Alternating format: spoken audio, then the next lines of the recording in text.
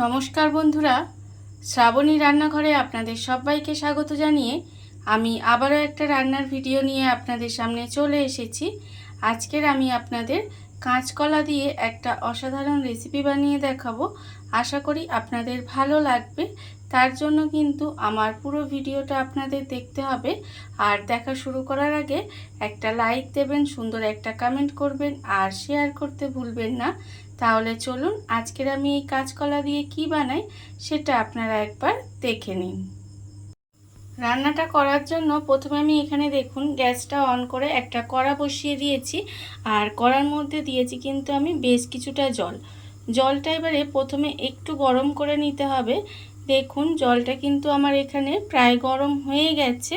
এইবারে আমি জলের মধ্যে দিয়ে দেব। দেখুন এখানে আমি রেখেছি অল্প সামান্য একটু নুন আর রেখেছি আমি একটু হলুদের গুঁড়ো। এই নুন আর হলুদের গুঁড়োটা প্রথমে আমি দেখুন জলের মধ্যে মিশিয়ে দেব। আর ভিডিওর শুরুতে আপনাদের আমি প্রতিদিনের মতো একটা কথাই বলবো যে প্লিজ আমার ভিডিওটা আপনারা টেনে টেনে দেখবেন না, পুরো ভিডিওটা দেখুন, আশা করি আপনাদের ভালো লাগবে। দেখুন আমি কিন্তু এখানে নুন হলুদটা মিশিয়ে দিয়েছি। এইবারে আমি এখানে রেখেছি দেখুন কাঁচকলা।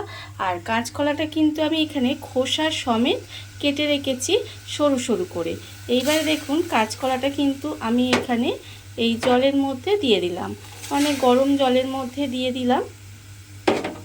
কাঁচকলাটা দিয়ে এটা কিন্তু ভাপানোর কোনো দরকার নেই। দেখুন আমি জাস্ট এখানে কাঁচকলাটা দিয়ে দিলাম, দিয়ে এইভাবে একটু নুন হলুদ জলের মধ্যে দিয়ে এইভাবে একটু মিশিয়ে নেব। মিশিয়ে নিয়েই কিন্তু আমি সঙ্গে সঙ্গে তুলে নিচ্ছি।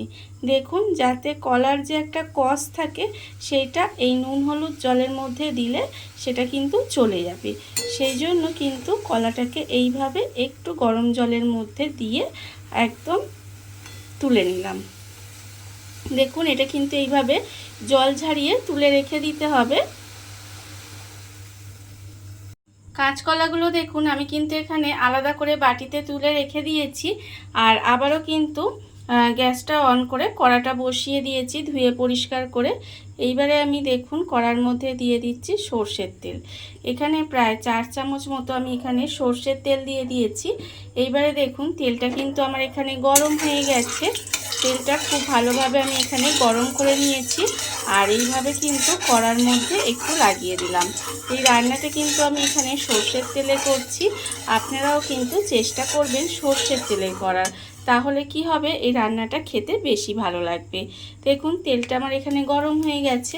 এইবারে আমি তেলের মধ্যে প্রথমে দিয়ে দিলাম একটা শুকনো লঙ্কা, মাঝখান থেকে ফাটিয়ে দিয়ে দিয়েছি। দেখুন শুকনো লঙ্কাটা কিন্তু আমি এখানে ভাজা ভাজা করে নিলাম। এবারে আমি দেব এখানে একটু কালো জিরে, অল্প সামান্য একটু কালো জিরে ফোড়ন দিয়ে ফোড়নটা কিন্তু এখানে খুব ভালোভাবে ভেজে নেব। দেখুন ফোড়নটা কিন্তু আমার এখানে ভাজা হয়ে গেছে। এইবারে আমি এর মধ্যে দিয়ে দেব পেঁয়াজ কুচি। এখানে একটা বড় সাইজের পেঁয়াজ একদম ছোট করে কুচি করে রেখেছি, সেই পেঁয়াজটা আমি এখানে দিয়ে দিলাম। দিয়ে খুব ভালোভাবে কিন্তু পেঁয়াজটাকে প্রথমে একটু ভেজে নিতে হবে। পেঁয়াজগুলো দেখুন এখানে কিন্তু আমার ভালোভাবে ভাজা হয়ে গেছে। পেঁয়াজগুলো আমি এখানে ভালোভাবে ভেজে নিয়েছি। এইবারে আমি এর মধ্যে দিয়ে দেব দেখুন আলু। এখানে কিন্তু দুটো মাঝারি সাইজের আলু আমি এইভাবে একটু সরু সরু করে কেটে রেখেছি, সেই আলুটা কিন্তু আমি এখানে দিয়ে দিলাম। আর আলুটা কিন্তু আমি খোসা সমেতই কেটেছি, আপনারা দেখে বুঝতেই পারছেন। আর আলুটা দিয়ে কিন্তু এইভাবে একটু পেঁয়াজের সঙ্গে মিশিয়ে রান্না করে নিতে হবে। আলুটা কিন্তু খোসা সমেত আমি ছাড়িয়ে খুব ভালোভাবে ধুয়ে পরিষ্কার করে রেখে দিয়েছিলাম। সেই আলুটাই কিন্তু আমি এখানে দিয়ে দিলাম। দিয়ে আলুটা কিন্তু এইভাবে তেলের মধ্যে একটু ভেজে নেব। আর এই সময় কিন্তু আমি নুন দেব না, এই পেঁয়াজটা আলুর সঙ্গে দিয়ে এইভাবে কিন্তু প্রথমে একটু ভেজে নিতে হবে।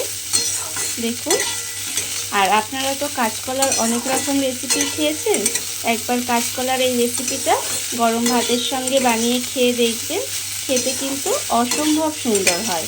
দেখুন আমি কিন্তু প্রথমে আলুটাকে এইভাবে একটু তেলের মধ্যে পেঁয়াজের সঙ্গে ভেজে নেব। আলুটা এখানে দিয়ে দেখুন আমি কিন্তু এইভাবে 2 মিনিট মতো একটু রান্না করে নিয়েছি। এর ফলে আলুটা কিন্তু এখানে প্রায় 50% মতো সেদ্ধ হয়ে গেছে। দেখুন, যখন দেখবেন এইভাবে একটু সেদ্ধ হয়ে গেছে আলুটা, তখন কিন্তু আমি এর মধ্যে দিয়ে দেব, দেখুন এখানে যে কাঁচকলাটা আমি এখানে গরম জলে একটু দিয়ে নামিয়ে নিয়েছিলাম, সেই কাঁচকলাটা কিন্তু এখানে দিয়ে দিলাম। দিয়ে কাঁচকলাটাও কিন্তু এইভাবে আলুর সঙ্গে মিশিয়ে আবারও কিন্তু আমি এখানে 1 মিনিট মতো একটু রান্না হতে দেব। দেখুন, আমি কিন্তু এখনও নুনটা দিইনি। আমি এইভাবে কাঁচকলাটা দিয়েও কিন্তু 1 মিনিট মতো একটু রান্না করে নেব। দেখুন, আমি কিন্তু এখানে কাঁচকলাটা দিয়েও কিন্তু 1 মিনিট মতো একটু রান্না করে নিয়েছিলাম। এইবারে আমি এর মধ্যে দিয়ে দেব নুন। এখানে কিন্তু আমি আন্দাজ মতো নুন রেখেছি, আর রেখেছি হাফ চামচের মতো হলুদ গুঁড়ো, আর রেখেছি এখানে 1/4 চামচ মতো লঙ্কার গুঁড়ো। এবারে এই সমস্তগুলো একটু মিশিয়ে নেব। মিশিয়ে নিয়ে এইভাবে কিন্তু নেড়ে নেড়ে একটু ভাজা ভাজা মতো করে নিতে হবে। দেখুন, এইভাবে একটু মিশিয়ে গ্যাসটা লোতে দিয়ে এইভাবে রান্নাটা করে নিতে হবে। রান্নাটা করতে কিন্তু খুব অল্প সময় লাগে, খুব বেশি সময় কিন্তু লাগে না, আর খেতে কিন্তু অসম্ভব সুন্দর হয়। এইভাবে আপনারাও কোনোদিন হলেও বাড়িতে বানিয়ে দেখবেন, আশা করি আপনাদেরও ভালো লাগবে। দেখুন, আমি কিন্তু এইভাবে নেড়ে নেড়ে আমি কিন্তু এটা একটু ভাজা ভাজা করে নেব। দেখুন আপনারা, আমি কিন্তু এখানে আলু আর কলাটা দিয়ে একেবারে ভাজা ভাজা মতো করে নিয়েছি, আপনারা দেখতেই পাচ্ছেন। আর এটা কিন্তু এইভাবেই একটু নেড়ে নেড়ে গ্যাসটা লোতে দিয়ে ভাজা ভাজা মতো করে নিতে হবে। যেভাবে আমরা বাড়িতে আলু ভাজি সেইভাবেই কিন্তু এইভাবে একটু ভাজা করে নেব। দেখুন, এখানে কিন্তু আমার আলু সেদ্ধ হয়ে গেছে, আপনারা দেখতেই পাচ্ছেন, আর কলা তো সেদ্ধ হয়েই গেছে এখানে। এইবারে যখন দেখবেন এগুলো প্রায় ভাজা ভাজা হয়ে এসেছে, তখন আমি এর উপর থেকে দিয়ে দেব। দেখুন, এখানে আমি বেশ কিছুটা পোস্ত রেখে দিয়েছি, সেই পোস্তটা কিন্তু আমি ওপর থেকে ছড়িয়ে দিলাম। এইভাবে পোস্তটা কিন্তু ছড়িয়ে দিতে হবে। দিয়ে আবারও খুব ভালোভাবে মিশিয়ে দেব। মিশিয়ে আবারও কিন্তু 1 থেকে 2 মিনিট মতো রান্না করে নেব। তার কারণ আমার এখানে সব রান্না হয়েই গেছে, আলু কলা সব এখানে ভাজা ভাজা হয়ে গেছে। দেখুন, আপনারা দেখতেই পাচ্ছেন। এবারে পোস্তটা দিয়ে কিন্তু আমি 1 মিনিট মতো এইভাবে নেড়ে ছেড়ে একটু ভেজে নেব। পোস্তটা দিয়ে দেখুন, আমি কিন্তু এখানে 1 মিনিট মতো এইভাবে নাড়াচাড়া করে ভেজে নিয়েছি। রান্না কিন্তু আমার এখানে একেবারে রেডি হয়ে গেছে। দেখুন, আপনারা দেখতেই পাচ্ছেন, একদম ভাজা ভাজা হয়ে গেছে। এটা কিন্তু আপনারা গরম ভাত দিয়ে খেতে পারেন, রুটি দিয়ে খেতে পারেন, লুচি পরোটা যে কোনো কিছুর সাথে খেতে পারেন। খেতে কিন্তু অসম্ভব সুন্দর লাগে। দেখুন, রান্না আমার এখানে একেবারে রেডি। এবারে আমি গ্যাসটা অফ করে দেব, আর আপনাদের পরিবেশন করে দেখাবো এটা ঠিক কেমন হলো। দেখুন বন্ধুরা, বাড়িতে থাকা কত অল্প উপকরণে কত অল্প সময় কত সুন্দর একটা কাঁচকলার রেসিপি তৈরি হয়ে গেছে, আপনারা দেখতেই পেলেন। আর এটা কিন্তু খেতে ভীষণ ভালো হয়। এইভাবে আপনারাও একদিন হলেও বাড়িতে বানিয়ে দেখতে পারেন।